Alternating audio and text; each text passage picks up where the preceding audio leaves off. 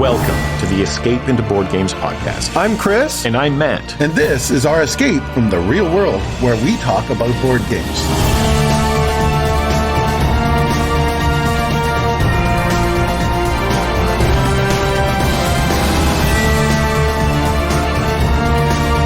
In this episode, we talk about near-mint comic book board games. So please join us for the Escape into Board Games podcast.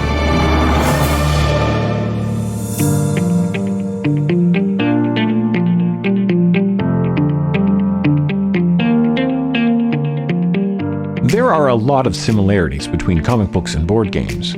Both are generally perceived by society as being juvenile pastimes, mostly meant for children, while those who thoroughly enjoy them know that the best contain some of the finest art and storytelling out there today.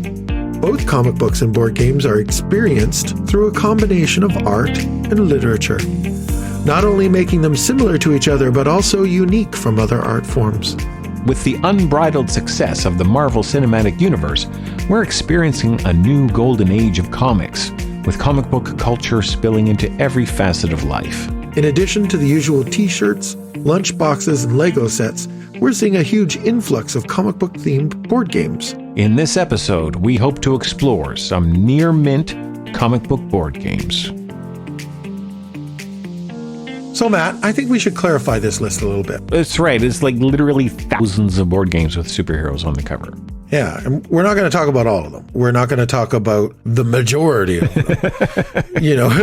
We're not going to talk about generic superheroes. So we're not going to talk about games that have, Captain Smart Guy or something like that. We're not going to talk about games like Sentinels of the Multiverse. Right, or the public domain heroes and anti-heroes like Sherlock Holmes or Robin Hood. Yeah. Or Little Red Riding Hood you'd find in the Unmatched board game series. That's a game system rather than a game about a comic book, I would say. Yeah. And we're not going to look at successful board games that have been given a comic book retheme, like Marvel Codenames. Or Marvel Splendor. Marvel Munchkin. 5-Minute Marvel. Marvel Smash Up. Marvel Uno. Marvel Card Line. Marvel Risk. Marvel Stratego. Or any of the Marvel Monopolies. I will take a minute here to say that the Marvel Infinity Gauntlet, a love letter game, is pretty great. It's more than a retheme. It takes a familiar love letter mechanisms and it builds on it in a very thematic way. It's a one versus many, as familiar Marvel heroes try to take down Thanos before they can gather all the Infinity Stones. The art and components are very good. It plays 2 to 6 players and scales very well at all the player counts. You can hear Chris and I talk more about Love Letter in part 1 of our filler series, Fantastic Fillers. Great. And at this point, I want to say that in my mind, the best comic book superhero-related game isn't actually going to be on my list. And the only reason that it's not going to be on my list is because we just talked about it not very long ago on a previous episode, Exploring Deck Building. We mentioned the DC Comics deck building game, which I really like. It's a competitive game. When you add in the Crisis expansion, it becomes truly cooperative and one of my favorite deck building games and certainly one of my favorite comic book related board games. So instead of talking about the DC deck builder game, we're going to talk about Marvel Legendary. Marvel Legendary is a semi-cooperative superhero deck building card game for 1 to 5 players that plays in about an hour for ages 14 and up. Designed by Devin Lowe and published by Upper Deck Entertainment in 2012. In Marvel Legendary, a deck building game, players are S.H.I.E.L.D. agents, recruiting and playing their favorite Marvel heroes, attempting to defeat the villain and thwart their evil plans. When setting up, you pick a certain number of heroes, depending on your player count, and shuffle their respective decks into an HQ deck that will feed the offer row. You choose a mastermind, a lead villain you're trying to defeat. Loki, Magneto, Red Skull, and Doctor Doom come in the base box. Then you choose a scheme, like the Legacy Virus, Detonate the Helicarrier, or Organized Crime Wave. The scheme and the mastermind will suggest or require certain villain cards to be used to create the villain deck. The scheme dictates what will happen to the heroes when scheme twist cards are revealed from the villain deck, and the lead villain card will dictate what will happen when the mastermind cards come up from the villain deck. Players begin the game with a small deck of shield agent cards. These cards, when played, will give you 1 combat and 1 recruit. You use the combat to defeat enemies in the villain row or fight the mastermind, and the recruit allows you to buy new cards from the offer row. This is the heart to any good deck building game, and Marvel Legendary is no exception. With the recruit you generate from the cards in your hand, you buy new cards that go into your personal deck for use on future turns. After a few rounds, your deck is more powerful and you're able to defeat stronger enemies and recruit more expensive cards. Each card will display its cost and how much punch or recruit it will provide when played, but at the top left-hand corner of most cards are icons depicting different teams or skills. Some cards will give you bonus abilities if you've played a particular skill or team card in the same turn. For example, Iron Man's card, Quantum Breakthrough, will allow you to draw 2 more cards when played. But if you've played a tech card in the same turn, you draw 2 more additional cards. The Team Avengers and tech symbols on the Quantum Breakthrough card will allow you to power other abilities on other cards. Yeah. So it's about these combos. I think that's what makes Marvel Legendary work real well. It's got 2 currencies in the game, but what makes it work for me is the different team icons. Yeah. And the way those cards can chain together and create these combos. I think that makes it a more complex deck builder and a lot more interesting. I think that's why it's staying power and it has such a strong fan base. Yeah. Really, it's simple, but the way that the cards can synergize with each other allows for countless different combinations and combos. And it's fun to explore those combos and see what kind of things you can do with them. Yeah. And the base game alone has hundreds of cards. It's an enormous... Yeah, it's ridiculous. It's an investment to sleeve that game. Like it's... I know. Yeah. I know from experience. But there are tons of expansions in addition to the fact there's enough in the base box, like you say. Yeah. But they've released multiple expansions. There are quite a few big box expansions like X-Men and Dark City and Secret Wars, right, as well as the small box expansions that are like Fantastic Four and Guardians of the Galaxy. It brings the total playable hero decks to well over 200. Wow. It's ridiculous. I didn't realize it was quite that many. That's amazing. Yeah. I know those big boxes expansions are huge in themselves. It's a big game with a lot of possibilities and a lot of things that you can do with it and combine them. And each expansion, whether it's a big box expansion or a little expansion, adds a new sort of element or a new mechanism or a new symbol that works together in new and unique ways. That's right. In the base game, there's a handful of symbols and team, right? There's the Avengers and the tech and all that. But yeah, they begin to introduce more mechanisms and they build on these ideas in the future expansions. It says on the box that it's 14 and up, but I think kids much younger can get their head around this game. Yeah. At least a few years younger than this would have no problems playing it. Sure. Yeah. Obviously, it depends on the child, but if they have an interest in Marvel and they're somewhat familiar with deck building games, I think you'd have no problem teaching it to someone as young as 10 or 11. Would you agree? Yeah, I would. So, like most deck builders, your deck gets stronger and stronger as the game goes on. And at some point in this game, you get strong enough that you can be like, all right, I can stop fighting these little henchmen and the little guys, and I can go after the big mastermind. That's right. It's similar to Dominion, that if you can generate 8 gold in Dominion, you buy a province. Well, in this game, if you can generate 8 or 9 punch, then you can do some serious damage to Loki with that. And so you're like, we'll save it up until I can really wallop them. Yeah, and then your options become, do I take out 2 or 3 of these little guys on my turn, or do I attack the mastermind and work towards solving the overall scheme? And that's another thing, is you have to accomplish defeating the mastermind before the scheme is triggered at the end of the game. That's right. The villain deck is going to give you a new villain every turn, and they go into the sewers and then into the city, and they progress, and if they escape, it's bad. Right. But in that deck are also scheme twist cards, which will progress that scheme through the various stages. Maybe if it's destroy the helicarrier, then your offer row is going to get smaller. The scheme cards cover up Right. portions of the offer row, and thematically, the helicarrier is being destroyed, and you've got less cards to choose from when you're recruiting.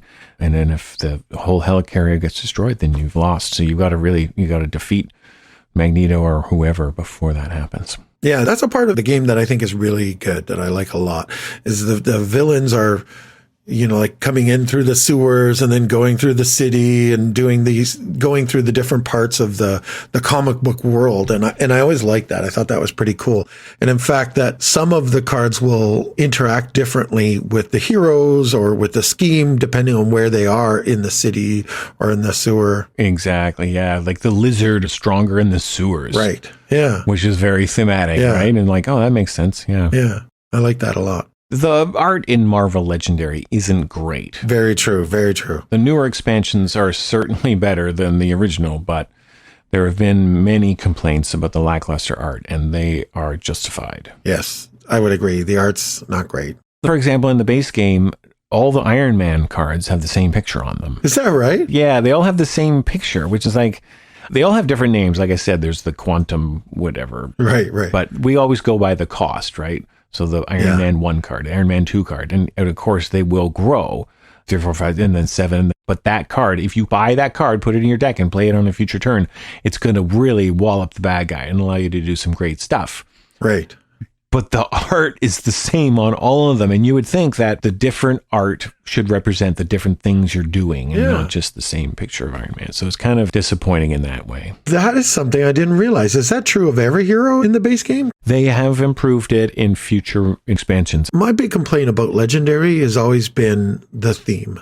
I mean, I know that it's hard to kind of get theme into games at all, and it's hard in a deck building game, but I always felt like Legendary never did the best job with bringing the theme to life. Agreed. You're not playing a comic book character. You're playing a SHIELD agent who is in a comic book. Yeah. I guess. I don't know. Or assigning different, that's legit. And the SHIELD agent is bossing the Wolverine around. That doesn't seem very, I don't know how that works. Go over there, Wolverine. You fight him and Spider-Man do this. What? I don't understand why they're listening to him. Maybe we're just coordinating their attacks and helping them optimize their best. Right. I do understand that. With the DC deck building game, I didn't have to do much to immerse myself in the comic book feeling. Yeah. Whereas this one really takes some work. Yeah. It feels like a Dominion kind of game. Yeah. It's math and numbers. Oh, I generated 5 punch, 3 recruit. Oh, I've generated 3 punch, 2 recruit. What can I get for 2? Oh, I can buy this card. Oh, I'll put that in. With that added wrinkle of the different teams and chaining and combining cards, it's definitely better than Dominion. Yeah, you want to get cards that are going to chain together. So if you've got one Iron Man card in your deck, chances are you're going to get another one. Right. And Spider-Man, for example, all of his cards are incredibly cheap. They're all like $1 or $2 a recruit to get them into your deck. But then most of the cards have the ability to draw the next card in your deck if it's a cheap card. Mm. And so if you've bought all these Spider-Man cards, you sort of feel like you're Spider-Man, flipping and baffing the bad guy, jumping around, pat, pat, pat, pat, right? Because you're like 1 card, 2 card, 3 card. But you have to play that game. You have to invest every purchase into a Spider-Man card to get that Spider-Man deck. Right. Because as soon as you pull out a number 7 Wolverine, it's going to break that combo. And now you've got, you're not going to be able to continue to draw free cards. Yeah, and that's where the cooperative side of it comes too. It's like, I'm generally being Spider-Man, so don't buy any Spider-Man cards. Yeah, that's true. That's very true. Yeah, you've bought all the Iron Man cards, and the Iron Man number 7 comes out, and you hear an audible gasp at the table. And you're like, oh, I better not buy that one. That person wanted. Leave that one for me. That's right. So that's Marvel Legendary. That is definitely one of the more popular ones. Thanks, Matt. The Walking Dead, the board game. The Walking Dead, the board game is a 2011 dice rolling game for 1 to 6 players based on the Walking Dead comic book. It plays in about 45 minutes and is suggested for ages 13 and up and has rules options for competitive and cooperative play. Designed by Brian David Marshall, Keith Trollins, and Matthew Wang, and features art from the comic book's original artist, Charlie Adlard, and was published by Z-Man Games. For those that have been hiding in their cataclysmic bunker for the past 20 years or so, The Walking Dead is an American comic book series created by Robert Kirkman about a zombie apocalypse. The comic book inspired the hit TV series from AMC, spin-off TV shows, novels, and video games. The Walking Dead, the board game, has players moving around Atlanta, scouting for resources of food, ammo, and fuel to survive the hordes of walkers. The object of the game is to be the first player to find a safe location to survive by scouting 3 different locations marked on the board. Each player starts as one of the main characters from the comic and has a follower, also a character from the comic. During the game, players will find resources and other followers from the books. Resources help you survive in different ways, and followers give you more dice to roll when fighting walkers. The game features art and characters from the comic book, which I prefer to the art or characters from the TV show. Don't get me wrong, I like the show, but the comic book was fantastic. Yeah, comic book's better. From a timeline point of view, I believe the game covers the first part of the comic book series. The sequel to this game, called The Walking Dead: The Prison, covers the events of issues 13 to 24, so this game takes place sometime before that. There are now several newer Walking Dead games out there. They all have similar names, and it can be a bit confusing to talk about a specific Walking Dead game. The best part of this game for me is what you do in the game matches the theme of the comic book so well. So what happens is, as you're moving around the board's made up of these hexes, and as you're moving around the board, you are making noise and attracting walkers behind you. Okay. And this is represented on the board by every hex that you leave gets filled with a walker token. Oh, okay. On the other side of that walker token is a number that says how many walkers are in that space if you happen to go back on that space. As you move around the board, you're creating a trail of walkers. And after just a few rounds with even a small player count, the board gets full quite fast with all of these walkers. So you really get the sense that there's nowhere safe to go, and you're getting surrounded by all this horde of walkers around you, just like the comic book and just like the first couple seasons of the TV show. So I think it does that part of it really well. Nice. You have to scout these different locations, so you do have to move around the board quite a bit.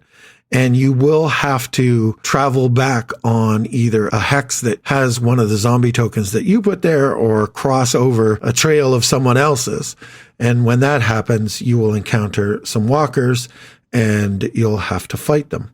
Combat is resolved with dice, and you have an opportunity at one point in the game to roll a special dice that might give you, I think it's blam is one of the sides. Okay. And it's like a shotgun explosion, like blam, like a shotgun. Yeah. And if that happens, it does a lot of damage, but it also creates an awful lot of noise. Yeah. And literally what happens is you fill every hex around you with more walkers, with another walker token. Oh, wow. Yeah. And they can even stack. So you can have 2 or 3 walker tokens on a hex, pretty much guaranteeing that you're going to die.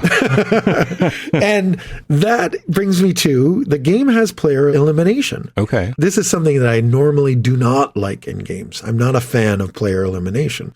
If your character dies, you're out of the game, and, you know, you just sit around for 45 minutes until the game ends, right? Mm-hmm. That's not fun. But in this game, it actually says in the rules that if your character dies, you take an unused character and you start over with that new character. Okay. You lose all your resources, you lose all your progress, you get a new objective card with 3 new locations, and you get a new character. Okay. You know, you might start as Rick and come back as Andrea or Dale, you know? Yeah. Now, make no mistake, this game has a lot of luck. I've seen a lot of people complain about this game online because of that. But for me, I feel like the game, again, it's a spot where the game and the theme match up. The Walking Dead comic book is really, you know, this desolate place where absolutely anything can happen. All your favorite characters can die at a moment's notice. Yeah. And this game creates that level of uncertainty with this randomness that you can die at any moment. You can have some bad luck and be surrounded by walkers. And that's how difficult it is to survive in this world. I think if you're going to make an accurate game about The Walking Dead comic book, it's got to be punishing. Yes. Right? It has to be, or it's not going to be accurate to the source material. Yeah. Now, it does have a lot of luck. It's cards and it is dice, so it's going to be. But it's also a simple game, and it does a good job of matching that theme, in my opinion. I say that if you aren't a fan of the comic book and or the show, then if you despise games that rely heavily on luck, this is not the game for you. Maybe even if you're just having a bad day and a bad dice roll is going to tick you off, this is probably a game you want to skip. But the game rules are quite simple. The Walking Dead, the board game, is very, very difficult to win. It's bleak, it's punishing, and yes, it is random. But it is a fun game to bring out to fans of the show or the comic book and introduce them to modern board games. Marvel United. Marvel United is a modular, cooperative superhero card game with little cute miniatures for 1 to 4 players, ages 14 and up. It was designed by Andrea Carvizio and Eric M. Lang and published by Simon and Spin Master in 2020. When Marvel United launched on Kickstarter, there was a lot of buzz. With that came focus and complaints about the miniatures. First of all, it's a card game that doesn't really require miniatures. But more importantly, they chose chibi-style miniatures. Those that aren't familiar, the chibis look like cherubs. They have baby proportions with giant heads, small bodies, and big eyes. That's very true. That's very true. They do have these sort of baby proportions. Their heads are too big, and their hands look small, and I think their fists or something look really big too, don't they? Or it's like oddly proportioned. Oddly proportioned. As a fan of Marvel superheroes, for me, this was the antithesis of cool. Yeah, exactly. It's not something that you're like, oh yeah, that's gonna kick the Red Skull's butt. Right? Yeah, but the whole thing has this sort of junior feel to it, like it's almost preschool, right? Yeah. Like it's got this softed edges and rounded corners. I think what they were doing was making it available and accessible to younger audience, to young kids, right? I mean, it's a family game. Exactly. There's a mechanism called BAM. Right. Right? And it's a big exclamation point with a star behind it. BAM. BAM. Which is awesome. I love that. The game is extremely modular. There's a main dashboard that you put the villain du jour in, and this card will tell you what happens on the villain turn. For example, when Red Skull gets a BAM, you deal 1 damage to each hero in Red Skull's location and increase the fear track by 2. Right? So depending on whatever villain you put in there, it's going to be a different thing. Right. You can play against Red Skull, Taskmaster, and Ultron in the base game, but there are countless expansions. X-Men, Phoenix Rising, Fantastic Four, Sinister Six. Each villain comes with a matching miniature, a card that slots into the villain dashboard, a custom villain deck, and a custom threat deck. So when you switch out the villains in Marvel United, you're really changing the way the game plays. Yeah. Each player plays as a single hero, and they get a matching miniature and a character deck. Location tiles are spread around the table in a circle. Places like SHIELD headquarters or the helicarrier or Central Park. And they will have a predetermined number of innocent bystanders and thugs on them, and 1 threat card. The threats could be a henchman that you have to defeat or special conditions that apply to that location. In the first part of the game, you're going around to these locations, rescuing civilians, beating up thugs, and removing threat, all while trying to avoid the main villain in the game. Only after you've beaten up enough thugs or rescued enough civilians are you allowed to start attacking the boss. So on a player's turn, you draw a card from your character deck and play a card and then resolve the actions. If there's any special effects that your location provides, you do that at the end. The cards in Marvel United have 1 or 2 symbols on them, and they generate action tokens in 4 different varieties: attack, move, heroic, and wild. Attack lets you inflict 1 point of damage on an enemy or take out a thug. Move lets you move from one location to an adjacent location. And Heroic will help you defeat some threats or rescue civilians. You play your cards in a circle around the main board, and when you play your cards, you take the actions on your previous player's card. And this is where Marvel United shines. It's a truly cooperative experience as every decision you make impacts the next player, and everything the player before you does impacts you. So I'll put down a card that allows me to move and punch. Maybe I'm the first player. I'll move over here and I'll punch this thug, remove him from the board and put him on the counterpart. Then the next player that goes is going to play a card that allows them a move and heroic. Well, now they have punch, move, and heroic. They have all 4 of those action tokens to use. The 2 that were on my card and the 2 that are on their card. That's very cool. Yeah, I like that. Teamwork. After 3 players' turns, the villain plays a card, and that's when the bad stuff happens. Right. Punches come out, and there's usually a timer mechanism that will trigger the end game. So you've got to get a certain number of things done before the bad guy wins.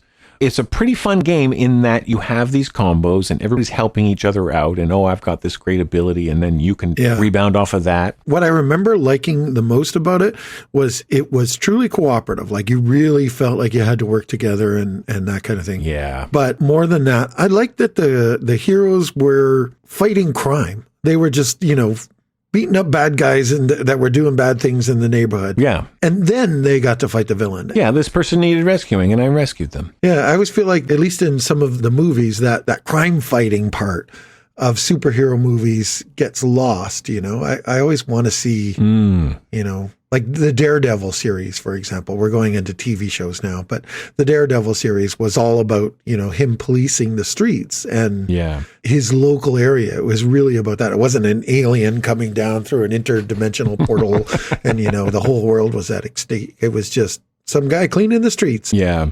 Friendly neighborhood Spider-Man. Exactly. And that's what I felt like Marvel United does so well, is just picking up that part of comic books. Ironically, Spider-Man is not in the base game. Oh, really?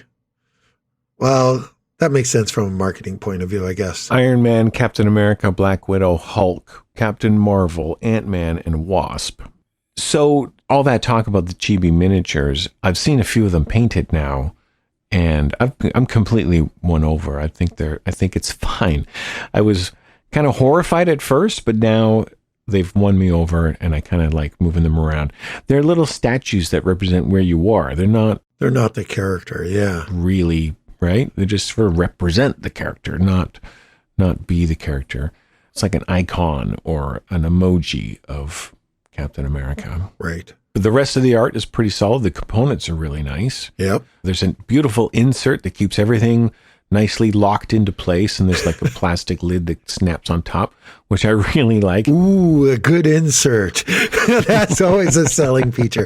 Nerd. I don't think Chris is going to be very happy because it's not going to go back in once you've sleeved all the cards. So no, I would want to sleeve them. It's a great family game. Like it really is. I toyed with the fact of wanting, of buying it. I want to buy it. I think I would enjoy the X-Men expansions particularly, but I know the completionist in me would want to buy everything and then my wallet wouldn't like me. So there's a lot of expansions for this already. Yeah. They did a giant Kickstarter, a second one after the success of the first one. And when they did that, that's when the multiple Spider-Man ones came out, and right, like there's the Sinister Six, but then there's Into the Multiverse, and just goes on and on and on. The box is properly sized for the game. Could be a Ticket to Ride size box, but it's not. It's a little bit smaller. Yeah, shelf space is important to some of us, right? Shelf space is important, especially if you're going to buy 37 copies of the same game. Exactly. And, I like when Matt's geeking out about the insert and the size of the box. It's like, yes! Now I'll just get you sleeving the game and then you'll be fine. Cool. Yeah. I really like this game. So that's Marvel United. Locke Key the Game. Locke Key the Game is a hand management, bluffing, and trick-taking game for 3 to 6 players, ages 15 and up. It's based on the comic book series of the same name. The game was designed by Matt Hyra and has original artwork from the comic book by Gabriel Rodriguez and was published by Cryptozoic Entertainment in 2012. The comic book Locke Key by author Joe Hill tells the story of the Locke family and their mansion that they inherited in the fictional town of Lovecraft, Massachusetts. The mansion is called Key House, and this is where the kids find fantastic keys with magical powers that transform and aid those who dare to use them. The comic book series is the inspiration for the Locke and Key Netflix series. Players take turns playing up to 3 cards from their hand face down to the table in front of them. They're doing this to overcome challenge cards. Each card has a strength number and a color, as do the challenge cards. If the cards that were played are the same color and the total strength meets or exceeds the challenge card, then the challenge was overcome. The player who contributed the most to the success gets the challenge card in their victory points pile, and the second place player gets a lesser reward. The game ends when the game over card is drawn near the bottom of the deck. At the end of the game, the players total the strength of each card in their victory points pile, and the player with the most points wins. Okay. While you're playing, you can find keys with magical properties, opening up new play opportunities and creating powerful combinations. This is a competitive game that encourages players to work together to overcome challenges. Players will spend some time in the game trying to convince the other players to help them overcome the challenge card, and bluffing the current player about how much they are actually helping, if at all, with that challenge. So Matt, this is a game that I think that you are going to love because it involves lying to the other people at the table. And I have learned that you like these kinds of games and you excel at them. So I can't wait to play this with you. That's not fair. I can't believe we haven't played this yet. Mm-hmm. And the game is fun. It's really, really simple. It's nothing complex. It's a simple trick-taking game with some bluffing, you know. Okay. But it's fun. It has some really fantastic, lively artwork from the comic books. Nice. And the artwork just pops right out of the cards and brings that comic book to life. Nice. You really feel like you're in a comic book quite a bit. The art is quite striking. The key cards in this game are also incredible. I don't even know how many there are. There's not many. There's maybe a dozen or a little bit more than a dozen key cards in the game. And they are these gold foiled, shiny, beautiful cards with this intricate drawn key on it from right out of the comic book. Cool. Each one of those key cards is a piece of art. There's not many of them, unfortunately. Like there's only like a dozen or 15 or so of these cards in the whole game. Okay. And in a game, you might only see 2 or 3 of them. In some ways, it's kind of a shame because the cards are so beautiful. They're gorgeous. Yeah. I would say the game itself doesn't mirror the story of the comic books. Like you don't really feel like you're in the comic book, but the art and that bring that world to life a little bit. And it actually tells a bit of a story. Like you feel like you are experiencing some of the kinds of things that they do in the comic book. More than a few of the people that we've played this game with have gone on to read the comic books or said, oh, I really should read the comic books. That was fun, kind of thing. Okay. It's definitely one of those games that inspires people.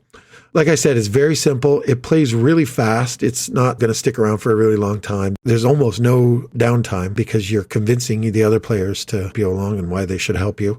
I guess in terms of a negative, after you play the game a few times, you'll definitely find yourself saying, I want an expansion. I don't think that there's much of a market for an expansion from Cryptozoic. I don't think this game did that well. It's a shame because the world is so rich and there are so many keys and powers and different things that they do in that world that they could easily do another 2 or 3 expansions and make this game a much more richer experience. But it's a good game just on its own. Okay. You'll want the expansion, but you'll still enjoy it. You'll definitely want more key cards. You'll want more challenge cards. And, you know, I've got my fingers crossed for an expansion if you're listening, Cryptozoic. And even with that, like wanting those expansions, it does have a surprising amount of replayability simply because of that sort of bluffing and supporting each other kind of mechanism. Yeah. each game, you just don't know who to trust and what that person's going to do. And from challenge to challenge, the reward is different.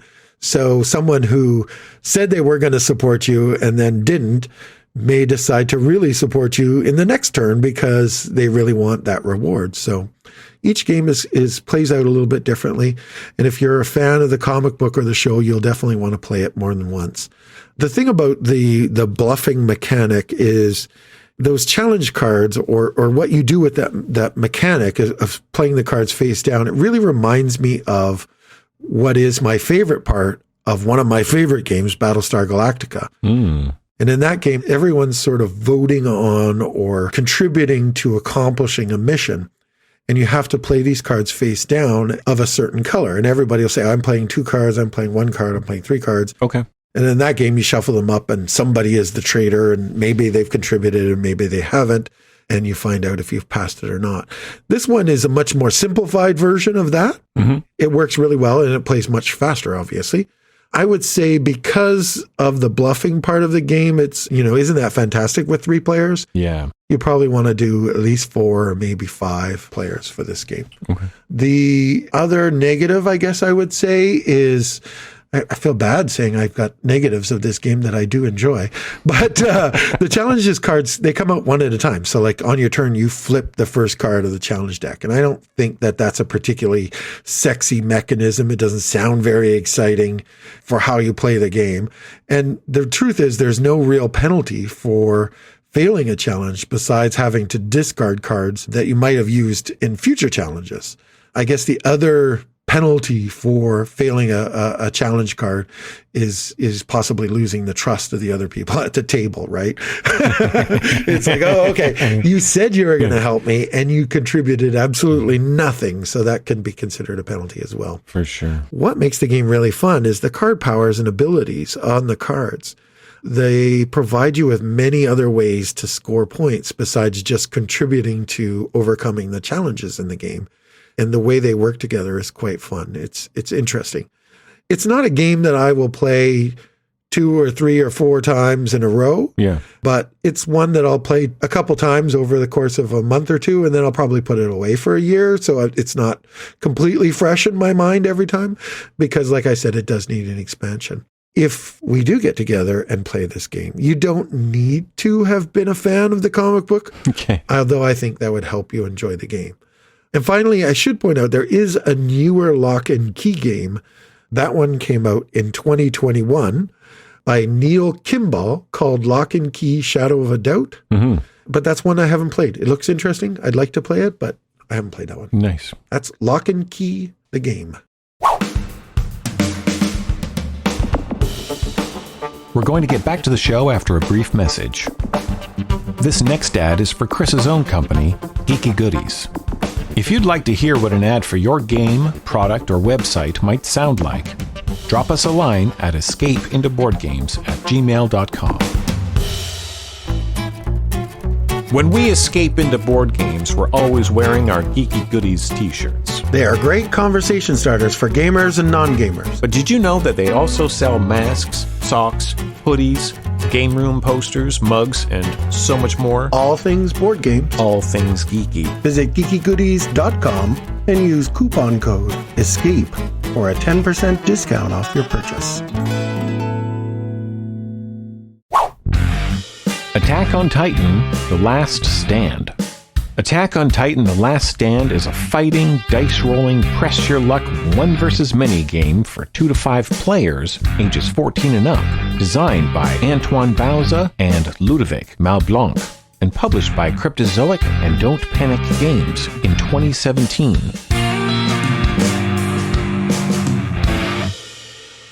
Attack on Titan, The Last Stand is based on the popular anime and manga series. It takes place in a world where people live in a walled city to protect them from giant, lumbering, humanoid, man-eating titans. What's a titan, Matt? Titan, they're giant, naked people. Is that what you're asking? I love it. They're giant, naked people. That lumber around. They're 15 to 25, 30, sometimes 75 feet high. Cool. And just like around. It's terrifying. The first episode of the TV show is terrifying. To fight these giants, the military train with ODM gear, or omnidirectional mobility gear, that allows them to fly around like Spider-Man. And they have these swords like in holsters on both hands. So basically the TV show is these guys just whipping around like yo-yos, slashing and hacking away at these 15, 25 foot tall naked giants. Trying to cut them down. It's really difficult to defeat these titans in the show, in the comic, and in the game. Cool. When you set up the last stand, the first thing you're going to notice is the 15-inch cardboard titan in the middle of the table. You slide in these little numbered ledges up the side of it so that you can prop your standee on it, each shelf representing a different location in the game. Now, this I've seen, and I really like this, the look of this. Yeah. I actually have watched a bit of the show. I still don't really know what a Titan is or why they exist, but I have watched like the first couple episodes, and it is terrifying. You can get through the first couple of seasons and still not know what a Titan is, Chris. There you go. But particularly to this game, when I saw a still of it, I've seen this 15-inch Titan, and it's got these little ledges. Yeah. It's awesome, right? Like it really gets your attention. The base table is level 0, and then his little ankle is level 1, his knee is level 2, and then the building next to him is level 3. And then you have to jump over to the building, but then you have to jump back over level 4 or 5. 5, I think, is the building again, the roof of the building. And then 6, 7, 8. 8 is the nape of the neck, where you do the kill shot. You have to get up in 8. Right. On a player's turn, you roll your dice, and they're going to give you movement, attack, tactics, thwart, or a Titan head. If you roll a Titan head, they lock, and they go to the Titan player to power Titan abilities. But you're welcome to continue to roll the others until you get the results you want. The Titan player is going to play action cards on their turn, one face up and one face down. These cards will always be bad news for the good guys. In order to defeat them, you will need to come up with a combination of tactic and thwart die faces. The heroes have a tactic deck, which are these oversized cards that have 3 sets of conditions, and if you're able to satisfy all 3 with the proper dice faces and player placement, then you get the bonus on the tactics card. Cool. This might be forcing the Titan player to play both action cards face up for the rest of the game. Or heal your heroes, or recover some eaten civilians. This is also how you defeat the Titan with the fatal blow.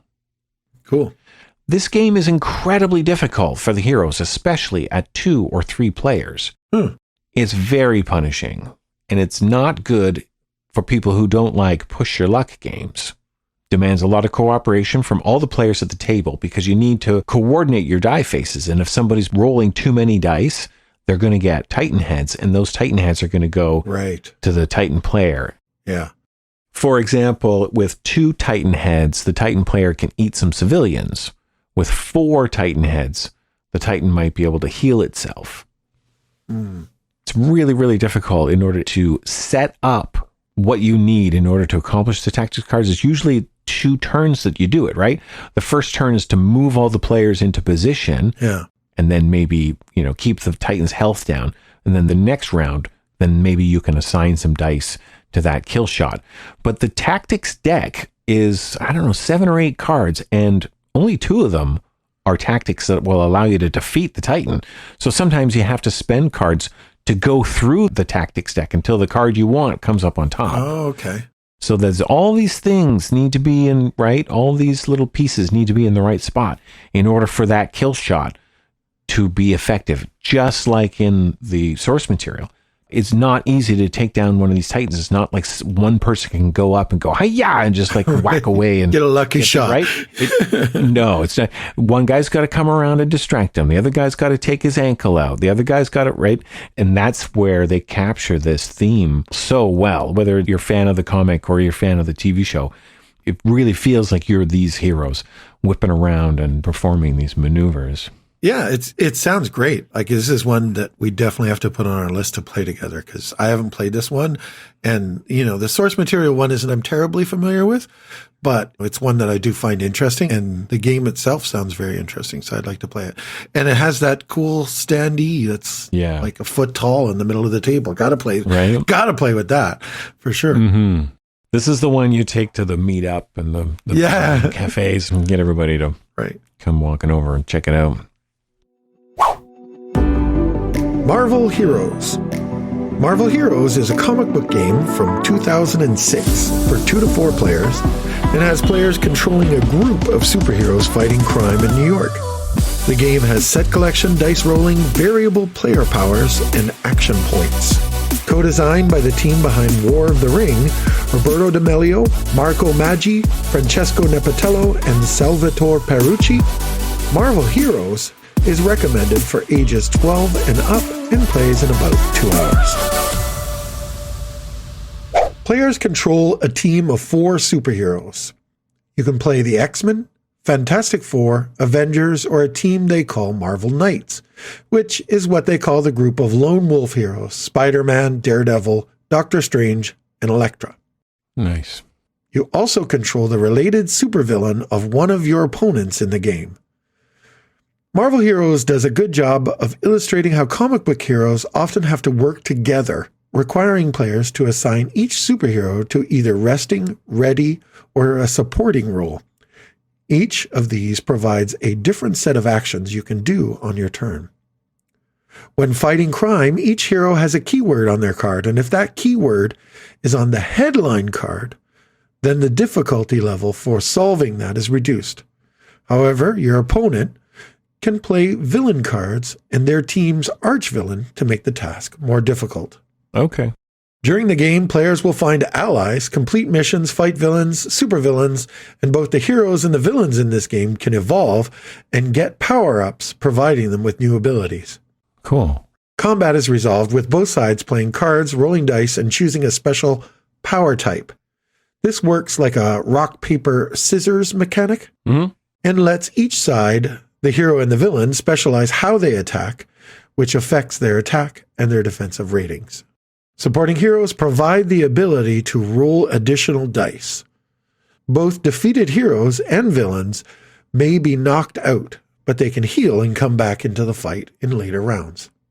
A scenario card drawn at the beginning of the game affects some of the statistics and keywords used during the game and has the game end conditions, which might be ending at a certain round number or after a specific number of victory points. I would call this a medium to heavy game. Yeah. Because there's quite a bit of rules. It's older and it maybe shows its age because there is a lot of rules. Like it's a heavy game. There's a lot of things going on there. Sure. There's a lot of balls in the air. There's a lot of pieces to keep track of. There's several decks of cards. There's lots of components. Okay. It does have really beautiful painted miniatures. Nice. They're these full colored miniatures. I think they're just amazing. They look so cool. I spend half my time taking photos of the game as much as I do when I'm playing it because I like it. And it has a few different mechanisms that I had not seen in any other game before when I had played it. The idea that you have to assign your players to different roles. I had not seen a game with dice boosting.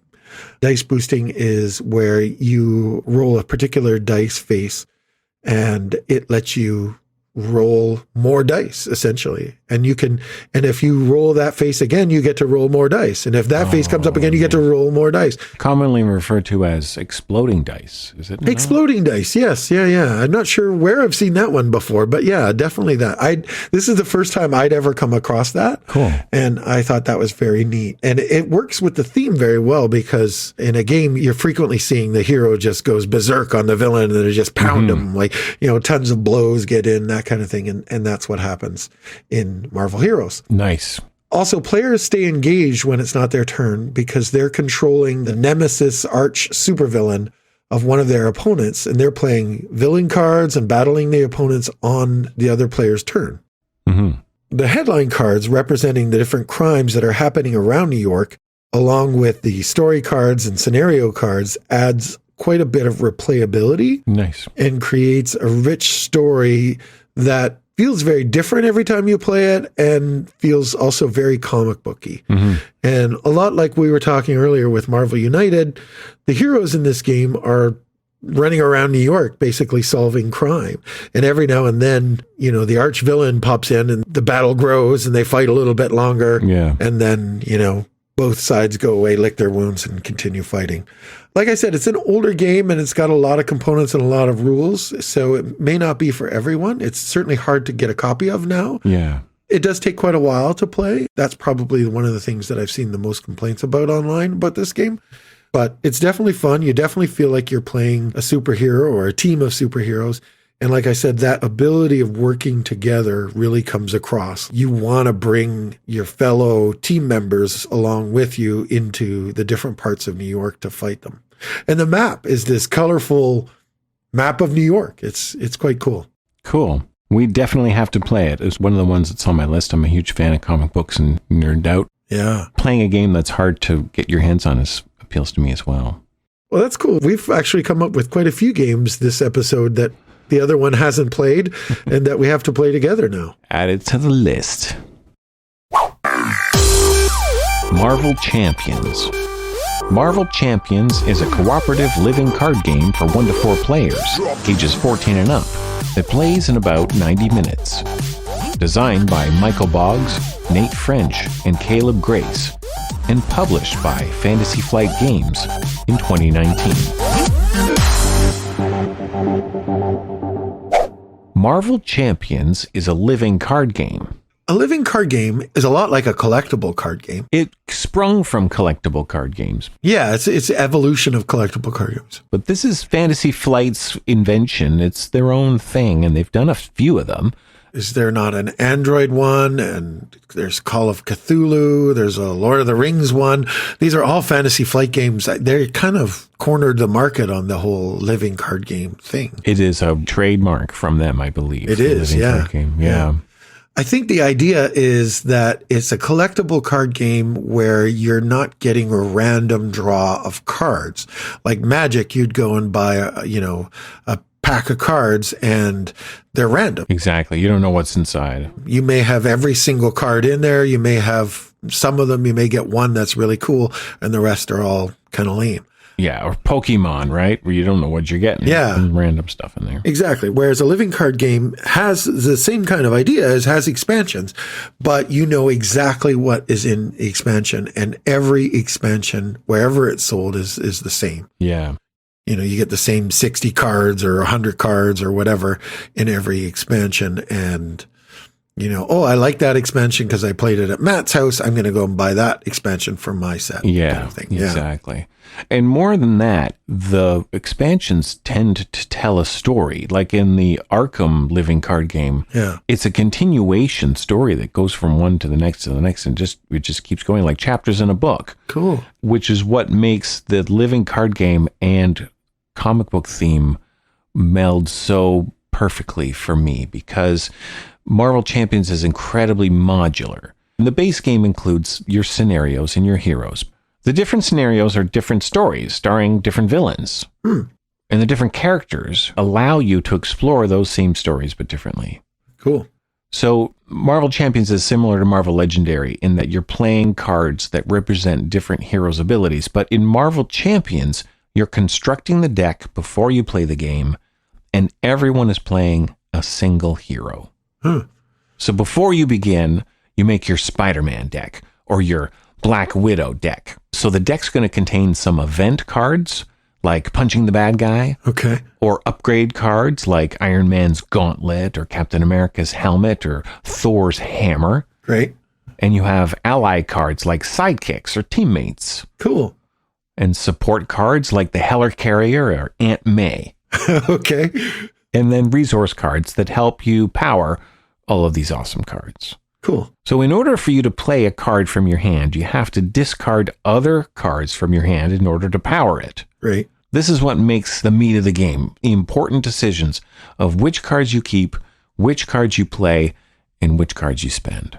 I love that mechanism. I love the idea that you have all these cards and there's so many cool things on them and you have to discard 3 of them to play this awesome card. Exactly. Yeah, I like that in games. And his play is brilliant. Like each deck you explore this way. So Spider-Man will have 15 cards unique to him and then some generic cards that you can then move into other decks. But when you play Spider-Man, maybe you want to put his web shooters out first. It costs a few resources, right? So you're discarding a couple of cards to get the web shooters out. But now that you have the web shooters out, you're going to have more resources to spend on future cards. So you're building up like a little tableau in front of you of these little upgrades.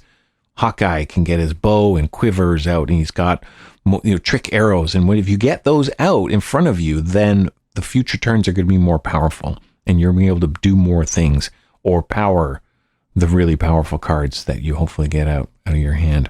Most of these living card games have a community online, usually on Board Game Geek, where they have a list of, here's my Spider-Man deck, or here's my deck to take out this monster or creature or villain or something. Absolutely. Is that community built up around this as well? Very much so. I've just cracked the surface of it because I've just discovered the many websites that catalog the different cards that are available. But then they'll show you the deck, the breakdown, and then the random draw count. Like, how likely is it you're going to be able to power this card with a random draw count from these? Do you have too many resources? Do you have too many expensive cards? Right. They've just mathed it all out to the nth degree, which is this other meta that just, right? Yeah. That on top of that, you can spend hours and hours of prepping and learning and building and not actually play the game at all. Right. As our mutual friend Danielle calls it, the tuning the guitar. You're just tweaking your little setup. I'm just going to tweak my little setup. I'm going to do, I read a review that this card's really good. I'm going to put that in there.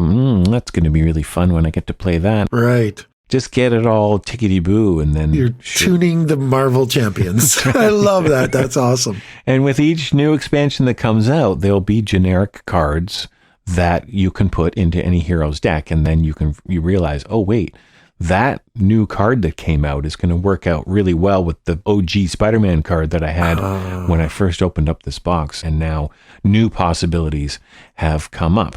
And of course, there might be some worry that you get power creep, that the latest villain that comes out can't be defeated unless you've bought every single expansion up to this point. But there isn't a lot of that. It's not so much about getting the more powerful cards and doing that. There's enough going on with threat and attack, and there's these different things that you have to mitigate throughout the game and they're able to change the way that rolls out. For each villain feels different. For example, there's the Green Goblin scenario pack.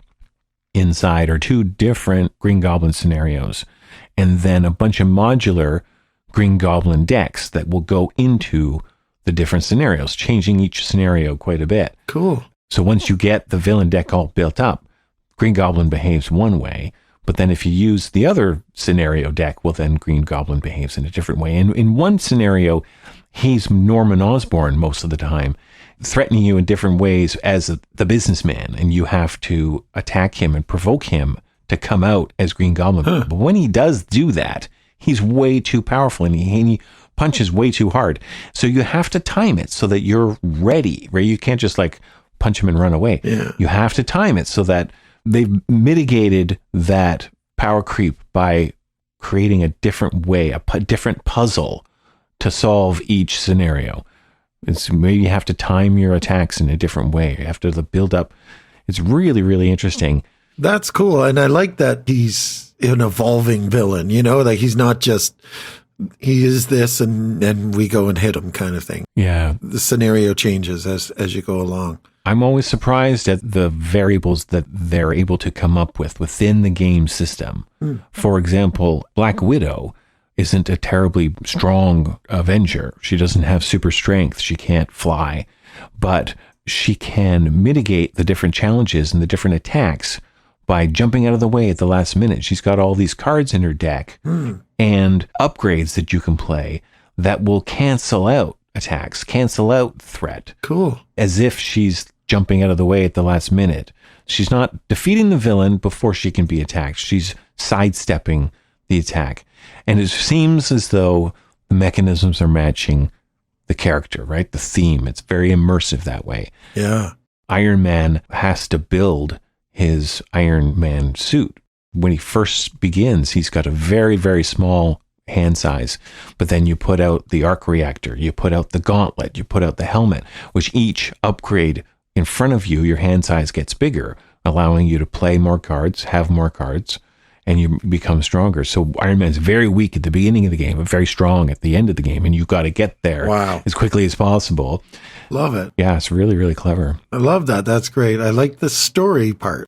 You're really kind of telling the story of your particular character. Yeah, it's very comic booky. The villain deck is where that really shines, because each scenario will have those modular cards that fit. So Green Goblin's going to have pumpkin bombs come at you, or the glider's going to strike, or the Green Goblin's going to get the glider, making each attack from the Green Goblin stronger because he has that. Right. Kang, the Conqueror, is a time traveler, and you will find T-Rexes and things coming out of nowhere to attack you, as he's able to bring monsters from the past.